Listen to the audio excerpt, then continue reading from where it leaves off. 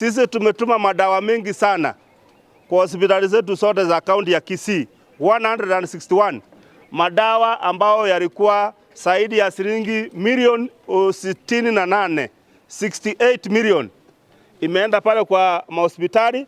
Sasa nataka kusema kwamba mimi kama waziri wa afya tuko na madawa mingi sasa katika hospitali zetu. Kwa hivyo wewe unapofika pale, hakikisha kwamba unapewa dawa pale. Usidanganywe kwenda kununua dawa pale nje.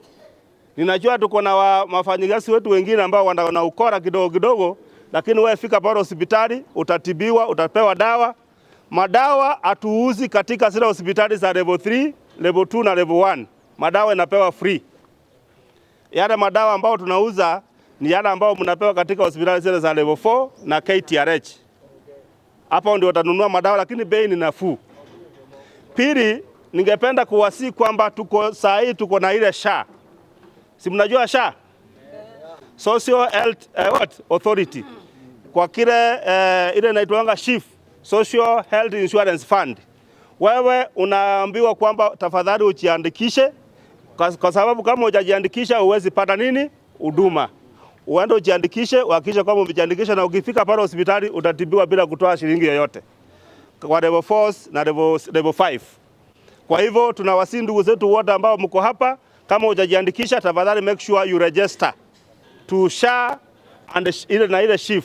SHIF ni fund, SHA ni authority ambayo ina manage ile insurance. Tulifuka kutoka NHIF to SHA.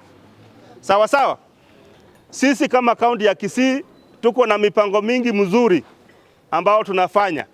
Gavana wetu ako na mipangilio, tunaendelea kutengeneza mabarabara, mahospitali tunaendelea kujenga. Mlisikia juzi tumepatia madaktari wetu wote katika kaunti yetu ya Kisii promotions.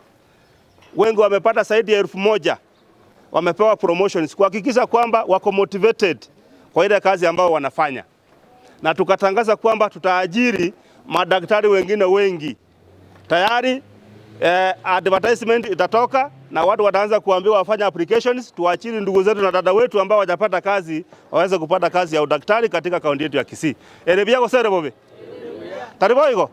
Na ndaka toko likandua abantu wete njira yeke maene. Toruko rundururu umayakwa kazi. Serikali ya Simbarati unaachiliwa kazi kwa sababu umehitimu. Sio kwa sababu umepeana nini? Pesa. Tumeelewana hivyo? Kwa zeti wa ndugu zetu wata apply, wala ambao watafaulu watapewa kazi. Sawa sawa? Na juzi tumeona gavana, kuna watu ambao waliachiliwa kazi wakati wa ile serikali ambayo iliyopita ya kaunti hapa. Waliachiliwa siku za mwisho ambao hawakuwa wamewekwa kwa payroll. Juzi gavana ameweka watu kwa payroll zaidi ya watu 300. Wamewekwa kwa payroll, ndugu zetu wataanza sasa kupata mshahara permanent and pensionable. Elebia ko sere bobe. Bono iko tigangire na ndi bageri gwakera ndugu zetu tena, asante sana kwa kazi ile mmefanya. Kuna dada wetu hapa. Karibu ya.